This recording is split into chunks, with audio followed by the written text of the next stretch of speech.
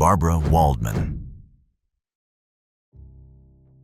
In 1974, in Oceanside, Long Island, a woman was found lifeless inside her own home. She had been bound with her own pantyhose, harmed, and shot once in the back of the head while lying face down in a second-floor bedroom. A pillowcase had been stuffed in her mouth. The house had not been ransacked, and to this day, the motive remains officially unknown. And the person who discovered her body that afternoon was her own kindergarten-aged son, stepping off the school bus to an empty, silent house. Barbara Waldman was 31 years old.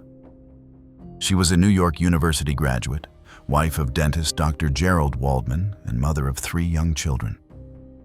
The family lived in a colonial-style home on Sally Lane in Oceanside, Nassau County.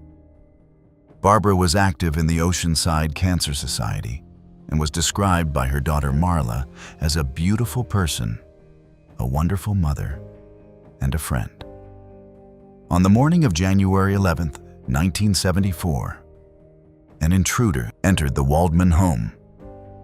Whatever happened inside that house that morning, it left no witnesses and almost no physical trace beyond a single fingerprint. Nassau County Police recovered that fingerprint and assembled a composite sketch of a man wearing a snorkel coat with a fur-trimmed hood. Over the next 5 decades, investigators examined and eliminated numerous suspects. Her husband, Gerald, endured years of community suspicion despite cooperating fully with police at every stage. In 2004, he voluntarily provided a DNA swab that conclusively excluded him as the source of crime scene evidence. Gerald passed away around 2007, spending the last years of his life still not knowing who had taken his wife from their family. He went to his grave without an answer. A man who confessed while incarcerated was tested and excluded by DNA. A suspect convicted of a similar 1968 incident in Valley Stream was also ruled out. In December of 2022, serial offender Richard Cottingham's confessions to Long Island cases prompted the Waldman children to push aggressively for a reopening. But Cottingham's DNA did not match either. Every promising lead ran into the same wall. The case went cold for one simple reason.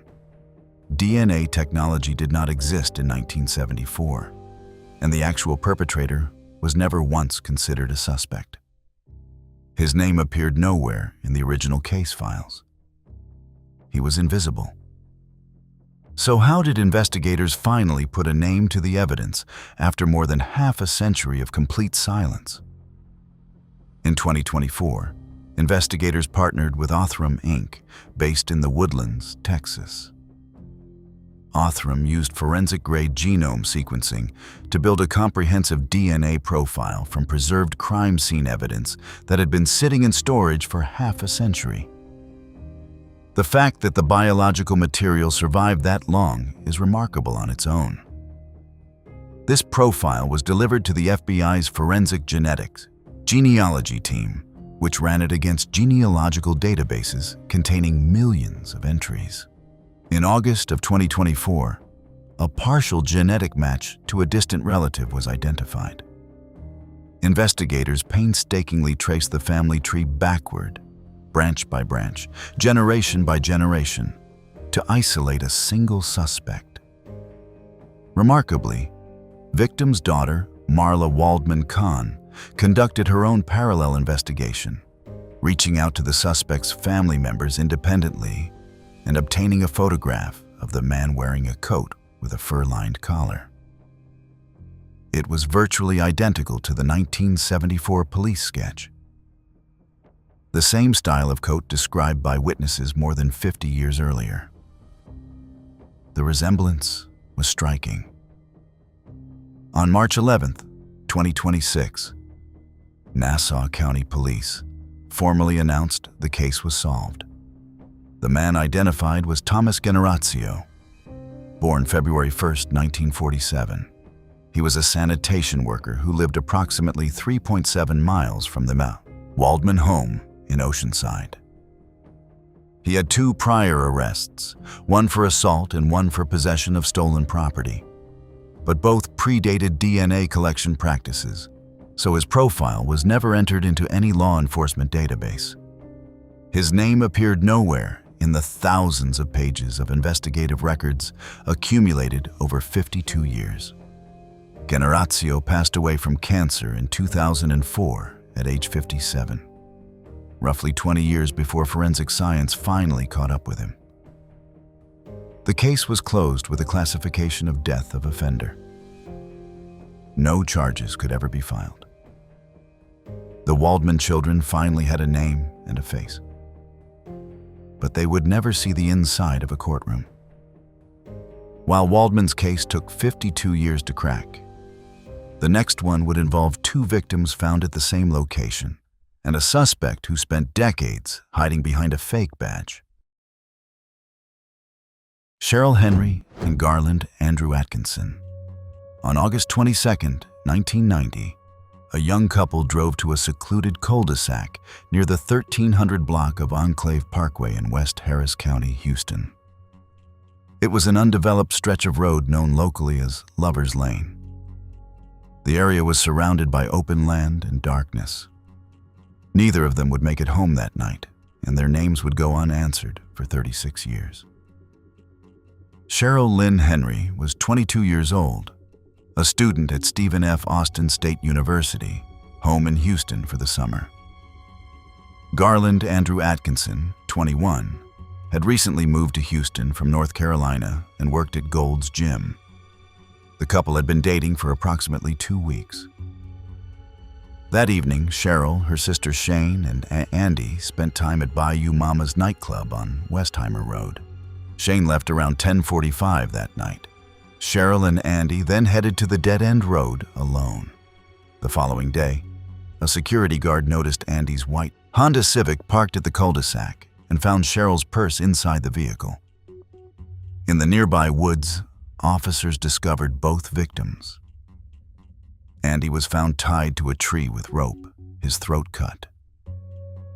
Cheryl's body was concealed beneath wooden boards. She had been harmed, and her throat was also cut. Both had their hands bound behind their backs. Golf balls from Andy's car had been arranged in a deliberate trail leading toward Cheryl's body, and a $20 bill was placed nearby.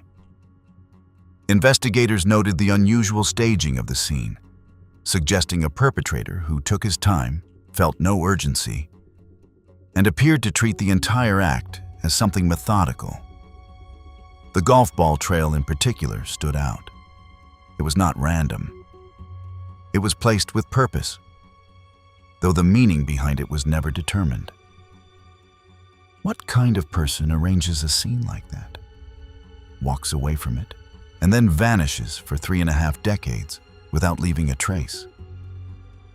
Houston police examined more than 100 persons of interest over the decades, comparing DNA from at least 24 suspects against the crime scene evidence. None matched. The case was featured on America's Most Wanted. In January of 2011, generating tips but no breakthrough. Retired HPD Sergeant Billy Belk worked the case for 17 consecutive years without resolution. In 2007 and 2008, DNA from a separate June 1990 incident involving an exotic dancer was tested and matched evidence from the Lover's Lane case, linking the 2 incidents to one perpetrator. That survivor provided a composite sketch of her attacker. But even with a face, the suspect remained unidentified, and the years kept passing. In 2020, Othram was engaged to apply forensic-grade genome sequencing to the original evidence.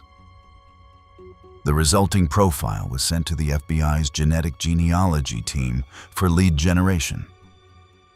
Then, in late 2025, a tipster contacted HPD and directly named Floyd William Parrott. A homicide sergeant then uncovered a 1996 HPD report naming Parrott as a suspect in yet another case. DNA from that 1996 incident, recently uploaded to CODIS, matched the DNA from Cheryl Henry's evidence kit. A second CODIS hit linked the same genetic profile to the June 1990 case. Two separate confirmations from two separate incidents, all pointing to the same man. Floyd William Parrott was 64 at the time of his arrest. He was a serial police impersonator with an extensive criminal record. He was arrested at least 3 times for impersonating a peace officer in 1988, 1990, and 1996, once while carrying a blue steel revolver. He pled guilty to impersonation and received 2 years in jail on August 30th, 1990, exactly 1 week after the victims' bodies were found. In 1996, he received 20 years for another impersonation offense. His 1988 arrest listed a work address just over 1 mile from where the couple was discovered. Authorities believe he likely used his fake credentials to approach and control victims, and that there may be additional cases connected to him. Parrott was arrested on March 25, 2026, in Lincoln, Nebraska, by HPD detectives and FBI agents working in coordination. He has been charged with capital offenses in Harris County and has not waived his right to extradition. He is scheduled to appear in court on April 30th, 2026. No trial date has been set. Both Cheryl's mother and Andy's father passed away in 2024, 2 years before the arrest they spent a lifetime waiting for. Neither of them lived to hear his name. That case spanned 36 years, but the next one reaches even further back, all the way to 1964, making it the oldest case of its kind ever resolved through DNA. Mary Teresa Simpson. On March 15, 1964, a young girl left her father's apartment in Elmira, New York, around 3 in the afternoon to visit a cousin. It was a Sunday. She was last seen at approximately 7 that evening near the corner of East Market and Harriet Streets. Her father reported her missing around 11 that night. 4 days passed before anyone found her. When they did, the scene was unlike anything local investigators had encountered before. Mary Teresa Simpson lived in Elmira with her father Ellsworth after her parents separated. Her sister Linda Galpin described them as inseparable. They roller skated together, attended Girl Scouts, and took dancing lessons. On March 19th, a man hiking with his 2 sons discovered her body in a wooded area off Combs Hill Road in Southport, Chemung County. She had been concealed under approximately 320 pounds of rocks, dirt, and tree branches. She had been harmed and strangled. Her mouth was stuffed with dirt and twigs. Whoever was responsible had gone to extraordinary effort to conceal what they had done, hauling hundreds of pounds of debris on top of her in a remote wooded area. By October of 1964, police had questioned over 300 suspects, some as far away as Arizona. 7 took lie detector tests. Radio station WELM and the Elmira Star-Gazette raised a $1,000 reward, which was later increased to $5,000. In 2007, the National Center for Missing and Exploited Children's Project Alert Team gathered evidence for DNA testing. Despite every effort across 4 decades, no arrest was ever made. The person responsible was never questioned, never suspected, and never appeared in thousands of pages of investigative records. How do you close a case when the man responsible was never once on the radar and has already been in the ground for 20 years? This case required a multi-decade forensic effort that nearly collapsed more than once. In 2003, biological evidence found on Mary's clothing yielded an STR profile, that was entered into CODIS. No match came back. In 2022, Elmira Police Sergeant William Goodwin and the FBI secured a grant from the nonprofit Season of Justice. In February of 2023, approximately 0.4 nanograms of DNA, invisible to the naked eye, was shipped to Othram in Texas. The shipment nearly ended in disaster when a massive ice storm shut down the FedEx hub in Memphis, Tennessee. An FBI liaison launched what was described as a massive scavenger hunt through the facility, racing against time to locate and preserve the package before the dry ice expired and the sample degraded beyond any possible use. Othram built an SNP profile using forensic-grade genome sequencing, which was uploaded to genealogy databases. The FBI's genealogy team constructed family trees over the course of months, narrowing candidates branch by branch. In 2025, a living son of the primary suspect voluntarily provided a cheek swab, confirming a paternal relationship to the crime scene evidence.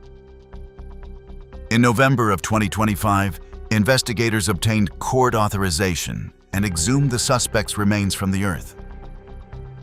It was a step that required legal approval and careful coordination, and it was taken because no other option remained. DNA extracted from the body matched the evidence with a probability of less than 1 in 320 billion. There was no room for doubt. The science was absolute.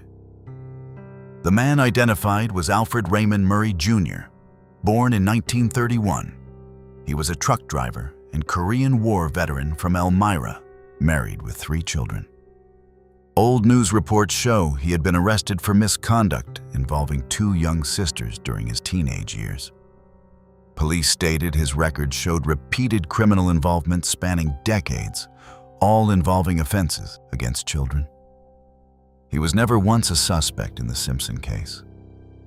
He passed away in March of 2004, roughly 40 years after what he did, without ever being questioned, charged, or confronted. The case was announced as solved on February 10, 2026, and is believed to be the oldest case of its kind ever resolved using forensic DNA evidence. It took 62 years, an ice storm, an exhumation, and a son's voluntary cheek swab to finally put a name to what happened on Combs Hill Road. That case stretched across 6 decades. The next one took 44 years, but it ended with a verdict delivered on the very day the victim would have celebrated her 57th birthday. Sarah Geer. On the evening of May 23, 1982, in the small town of Cloverdale, Sonoma County, California, a young girl visited her friend Cheryl Evans around 11 at night, then left to walk downtown. She was heading home. She never arrived. It was a walk of just 2 blocks. Sarah Ann Geer was a 7th grader at Washington School in Cloverdale. She lived with her single mother, Susan, a nurse and college student, in a small yellow house on East 4th Street. She was accosted near an alley entrance between Cloverdale Boulevard and Main Street. Her shoes were found at the alley's opening, sitting neatly where she had apparently been grabbed, with drag marks in the loose dirt leading deeper into the darkness. She was pulled to a secluded area behind a fence, where she was harmed and strangled with her own shorts used as a ligature. A Cloverdale fireman discovered her body the next morning. It was the first case of its kind anyone in the small, quiet town could remember. Cloverdale did not have incidents like this. For more than 20 years, the case went nowhere. Leads surfaced and dissolved. Suspects were examined and cleared one after another. Cloverdale is a town of just a few thousand people, the kind of place where everyone recognizes each other at the grocery store. And the idea that the person responsible might still be walking those same streets was almost unbearable. The town moved forward, but the case file stayed open, collecting dust. Then, in 2003, a California Department of Justice criminalist developed a DNA profile from biological evidence on Sarah's clothing. It was entered into CODIS, no match. The profile sat in the database for nearly 2 decades without triggering a single hit, waiting for someone to compare against. The case sat dormant until July of 2021, when Cloverdale Police Chief Jason Ferguson officially reopened the investigation and reached out to the FBI for assistance with investigative genetic genealogy. Could a single discarded cigarette be the thing that finally closes a case that sat open for over 4 decades? The FBI used investigative genetic genealogy to narrow the suspect pool to one of 4 brothers. Among them was a man named James Unick. FBI agents then conducted surveillance and collected a discarded cigarette butt from Unick. The DNA recovered from the cigarette matched both the 2003 CODIS profile and the biological evidence from Sarah's clothing. The match was definitive, linking Unick directly to the crime scene evidence that had waited 42 years for a name. James Oliver Unick had lived on Cloverdale Boulevard at the time of the crime, in the same small town within walking distance of the alley where Sarah was taken. He was arrested on July 22, 2024, at his home in Willows, Glenn County, California. At trial, Unick initially denied any knowledge of Sarah. He then shifted his account entirely, claiming that she had approached him and that the encounter was consensual. The prosecution demolished this narrative by proving that Sarah was in Santa Rosa at the exact time Unick described the supposed encounter occurring. His timeline did not hold up. His story fell apart under the weight of its own contradictions. The jury deliberated approximately 2 hours before returning a guilty verdict on February 13, 2026. What would have been Sarah's 57th birthday? Courtroom attendees said happy birthday to Sarah as they filed out of the room. Her mother, Susan, who had waited 44 years for this moment, was present for the verdict. Unick faces a mandatory sentence of life without parole at his sentencing hearing, which is scheduled for April 23, 2026. After 44 years, the town of Cloverdale and Susan Geer finally had both an answer and a conviction to go with it. That case ended with a courtroom delivering justice on the victim's birthday. But the next case would never see a courtroom at all, because the person responsible had already been convicted of 2 other brutal incidents, served less than 9 years, and then slipped away for good. Karen Persifield.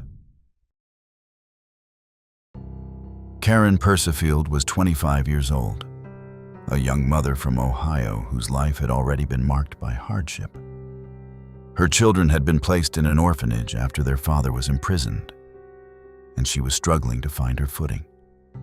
In 1976, she traveled to Santa Cruz, California to visit her sister, hoping to put some distance between herself and everything that had gone wrong back home. Her daughter, Meadow Shumake, was still a small child at the time and was not told her mother had been taken from her until she hired a private investigator in 1988, 12 years after it happened. For over a decade, Meadow grew up not knowing the truth about what happened to the woman who gave birth to her. Karen was last seen having a drink at the Bayview Hotel in Aptos before leaving after an argument with her mother. On May 28, 1976, her body was found in a ravine near Aptos Village Park. She had been stabbed twice in the chest. There were no witnesses to what happened. The trail of physical evidence was thin, and the investigation quickly stalled. A man named Richard Anthony Somerhalder, nicknamed Blue, was named a person of interest in 1976. Investigators looked at him closely, but could not build a case strong enough to charge him. The forensic tools available at the time were simply insufficient.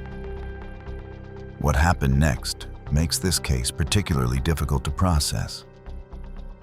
Just months after being flagged as a person of interest in Karen's case, Sommerhalder was arrested for the deaths of Vicky Bezor, 31, and Mary Gorman, 21, who were beaten and stabbed after he asked them for a ride.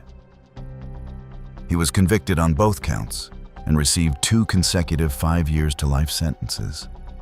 Despite the severity of those crimes and the fact that he had already been flagged in connection with Karen's case, he was paroled after just 8.5 years behind bars. The system released him.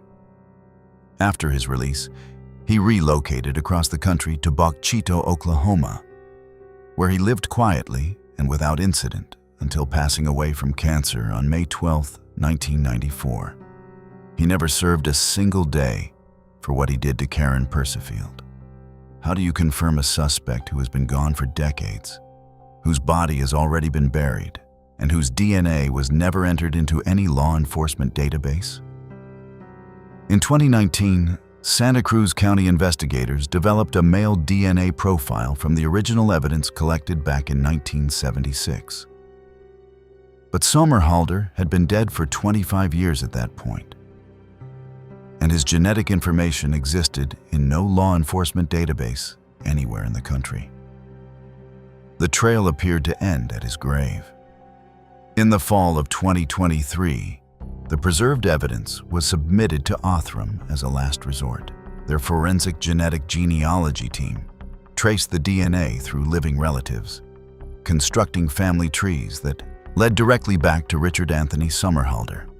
Even though the man himself was gone, his relatives' DNA confirmed the connection beyond any reasonable question. The case was officially announced as solved on April 3, 2025. No charges could be filed. It was exceptionally cleared, a designation meaning the investigators are satisfied they identified the perpetrator. But prosecution is impossible. Sommerhalder came from a family with deep ties to criminal activity.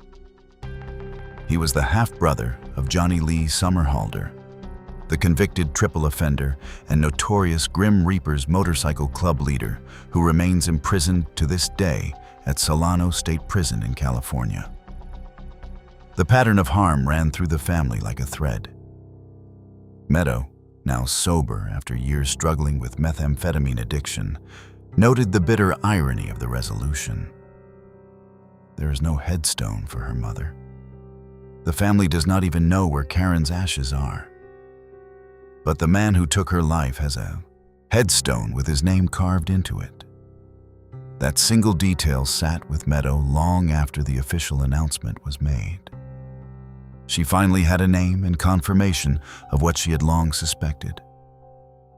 But the imbalance of it all, the fact that a convicted offender received more dignity in death than her mother ever did, was something she carried with her every day. That case closed without a trial, because the suspect had already passed away. But the next one would involve someone who hid in plain sight for over 2 decades, attending family dinners, holidays, and vacations with the victim's own daughter, all while carrying the secret of what he had done. If you've made it this far and enjoy deep dives into the most shocking criminal cases, hit that subscribe button and don't forget to press the bell icon. Leslie Prier. On the morning of May 2nd, 2001, Leslie Ann Prier failed to show up for work. This was extremely out of character. Leslie was the kind of person who never missed a commitment. When her boss could not reach her, he called her husband Carl, who went by Sandy. Together, they drove to the family home on Drummond Avenue in Chevy Chase, Montgomery County, Maryland.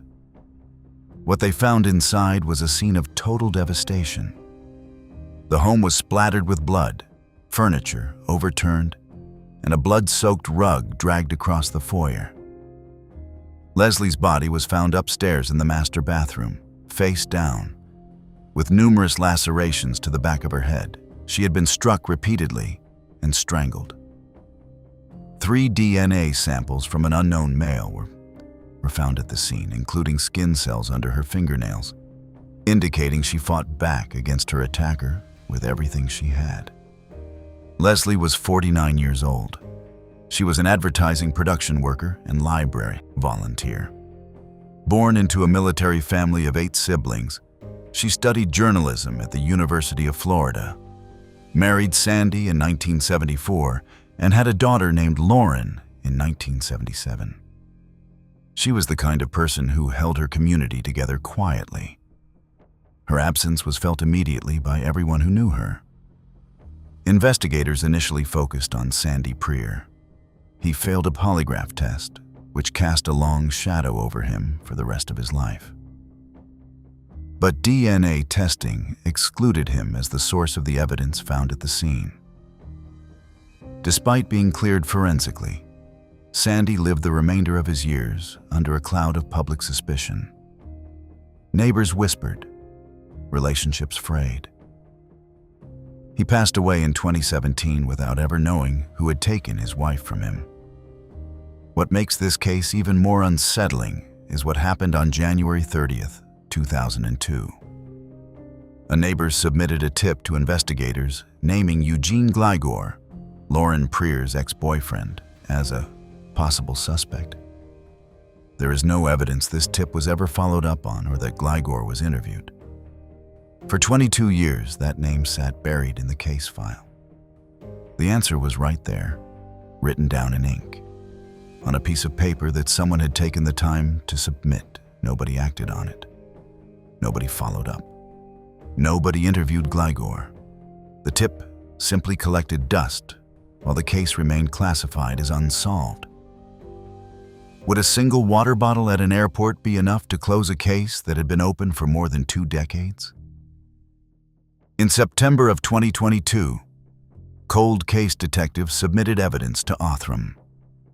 The enhanced DNA profile was uploaded to Family Tree DNA's database.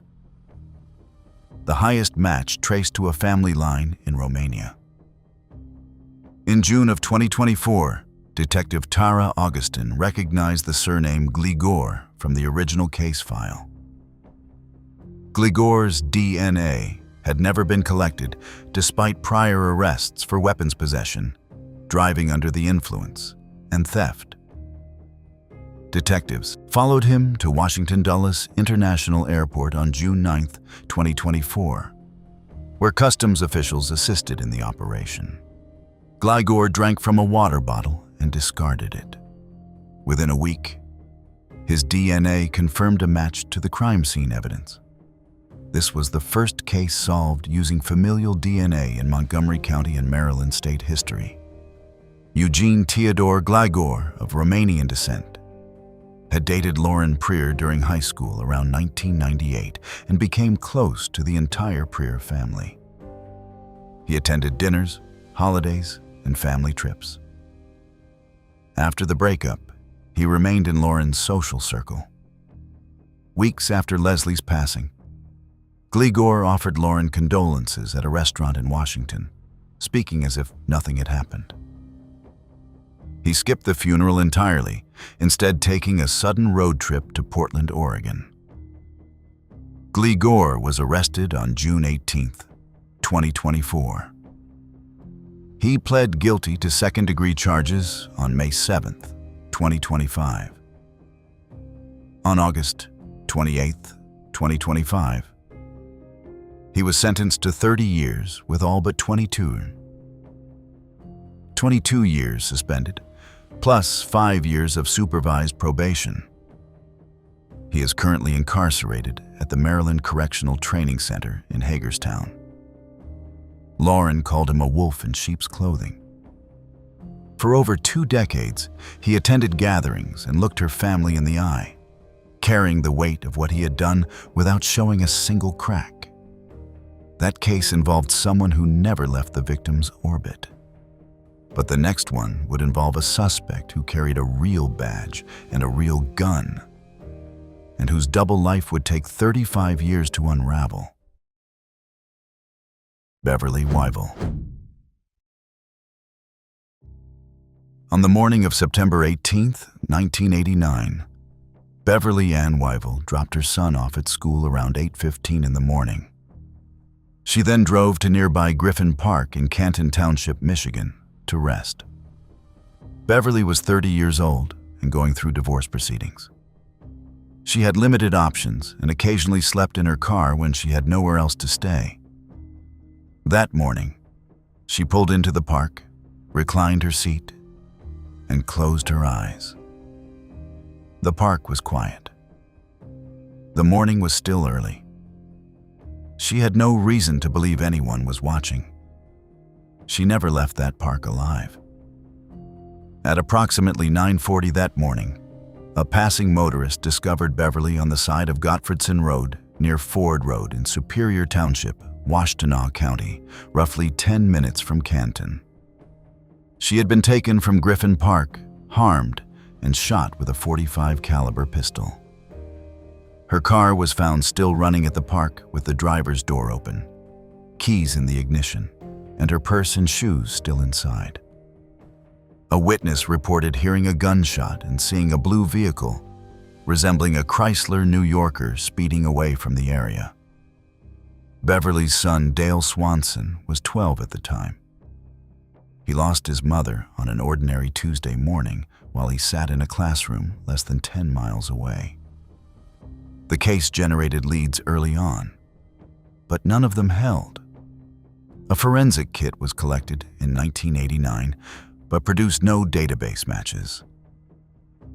The profile sat in the system for decades, waiting for a comparison that never came. Nobody came forward. No confession was made. No matching profile was ever uploaded. The witness description of the blue vehicle was the strongest lead investigators had, and even that produced nothing actionable. The case went cold and stayed that way for over 30 years, while Dale grew up without his mother. What would it take to connect a crime scene from 1989 to a retired crane operator living quietly in rural Michigan 3 decades later? In 2022, the Washtenaw County Sheriff's Office reopened the investigation. In January of 2024, DNA was sent to Othram through Michigan State Police. Forensic genetic genealogy pointed to a man named Buster John Robbins of Almont, Michigan. Investigators conducted surveillance and collected discarded plastic straws from his property on September 24, 2024. The DNA recovered from the straws matched the 1989 forensic kit. It was a direct confirmation, linking Robbins to the crime scene evidence that had waited 35 years for a name. But the physical evidence did not stop there. Robbins' wife confirmed that he had driven a vehicle matching the witness description in 1989. A blue car consistent with a Chrysler New Yorker. A search of his home yielded a .45 caliber handgun manufactured in 1986 and matching ammunition. The weapon was the right caliber and the right era. Investigators now had DNA, a vehicle match, and a firearm, all pointing in the same direction. Buster John Robbins was 70 years old at the time of his arrest. He was a recently retired crane operator and, notably, a reserve officer with the Macomb County Sheriff's Office from 1988 to 1989, the period surrounding Beverly's case. He had no prior criminal record. He held a position of public trust while carrying out the very acts that position was designed to prevent. During the investigation, prohibited material was found on his personal devices. Prosecutors allege he arranged encounters against his own wife without her knowledge or consent. Authorities are also investigating similarities to the 1990 disappearance of Paige Renkowski, a strikingly parallel case involving another 30-year-old woman whose car was found running with her purse inside. Robbins was arraigned on January 3rd, 2025, the path to trial has been contentious. A district court judge initially declined to bind the case over, only to be overruled on appeal. The defense argues the DNA only proves a consensual encounter. Robbins remains held without bond in the Washtenaw County Jail. Trial is scheduled to begin July 20th, 2026. Dale Swanson, Beverly's son, has said he will not consider it over until he hears a guilty verdict read aloud in a courtroom. That case involved a man with a badge and a hidden life. But the next one would unfold with no connection between the attacker and the victim at all, carried out by a stranger in the grip of something no one around him fully understood.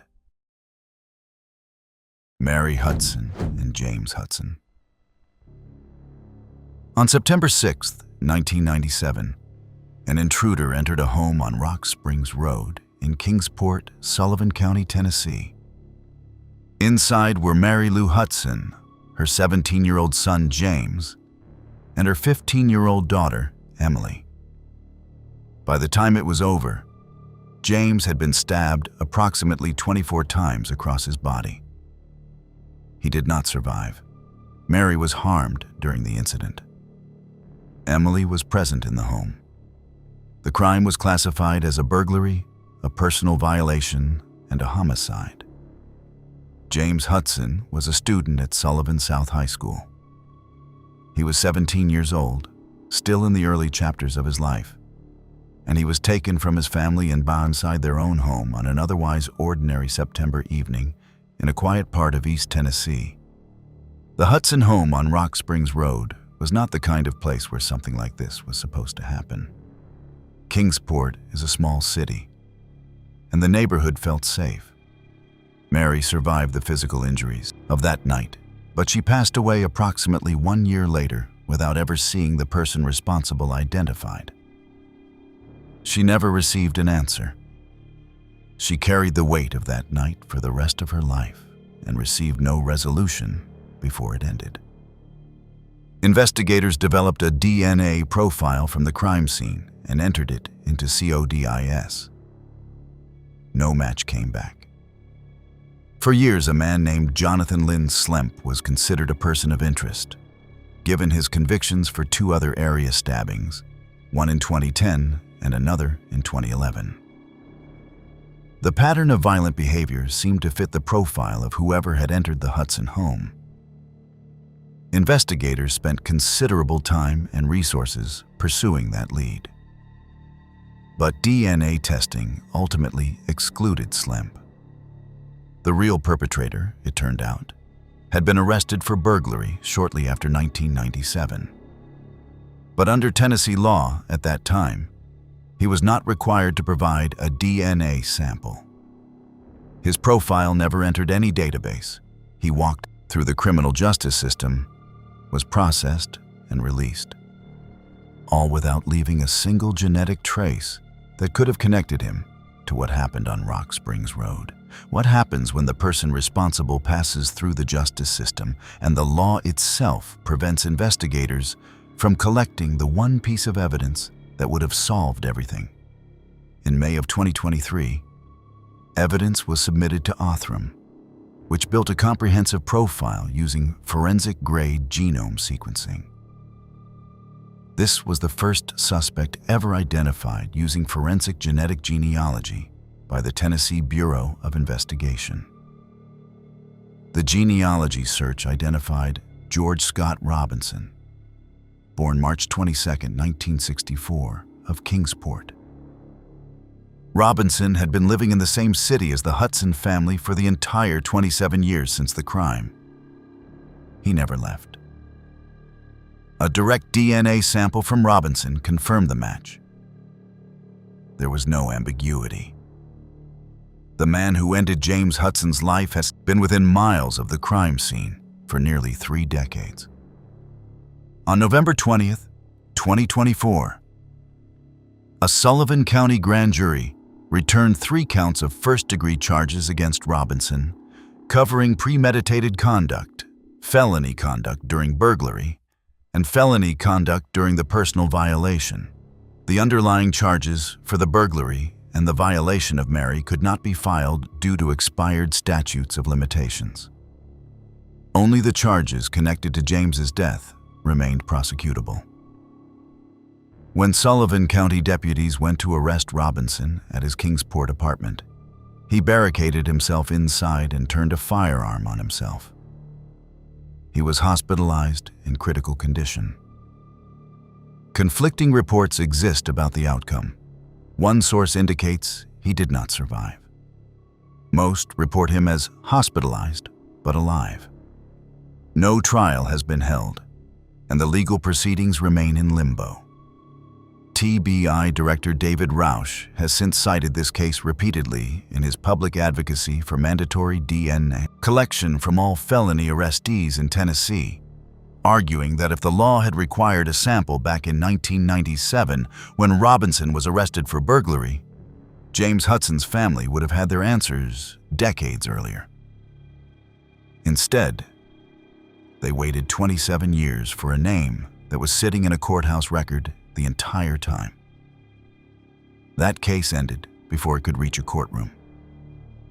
But the next one would involve a victim chosen seemingly at random, struck down outside his own apartment by a stranger reciting scripture in the dark.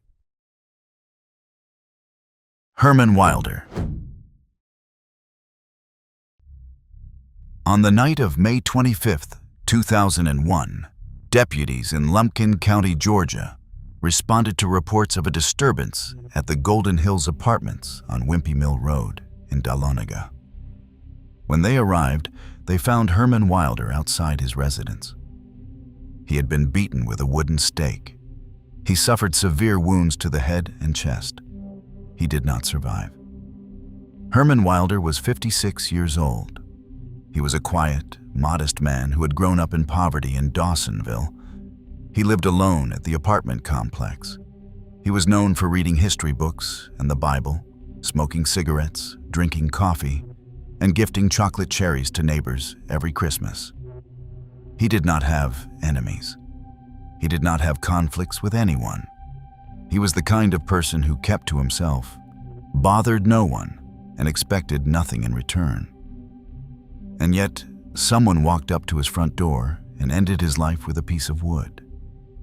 Witnesses at the apartment complex reported something deeply unsettling.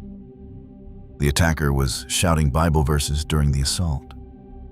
A blue baseball cap belonging to the suspect was recovered at the scene.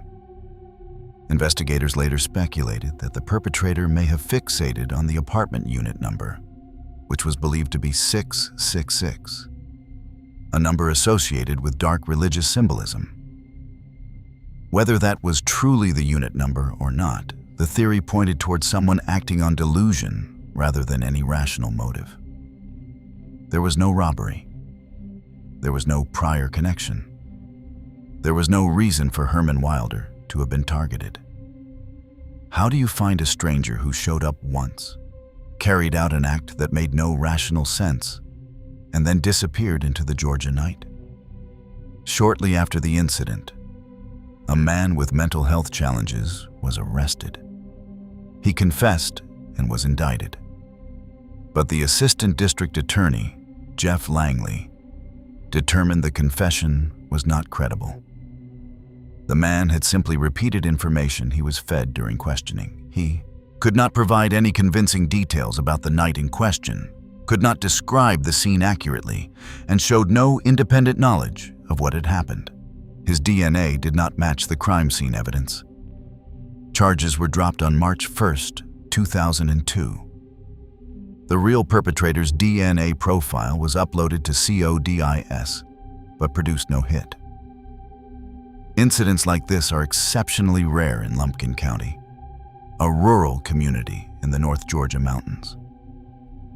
Only about 12 have occurred there since 2000. The stranger-on-stranger nature of this case, with no apparent connection between the attacker and the victim, made it especially difficult to investigate using traditional methods. In 2023, preserved evidence was submitted to Othram. Forensic genetic genealogy traced leads to a specific family in northeast Georgia, One of the suspect's sons voluntarily provided a DNA sample, which came back as a 50% match, confirming a parent-child relationship. That confirmation narrowed the identification to one man and one man only. After investigators made contact with the family, another son came forward on his own without being asked and described a delusional episode their father had experienced near the Golden Hills apartments around the time of the incident. He told investigators his father had been in a deeply agitated state, speaking incoherently about religious matters, and had been in the area that night. The pieces aligned in a way that left no room for alternative explanations. The man identified was Carroll Dean Burrell, born around 1959. He was a carpenter from Rabun County, Georgia, diagnosed with bipolar disorder. His sons described a history of delusional episodes that could be severe, unpredictable, and deeply frightening to those around him. During these episodes, he was not the same person.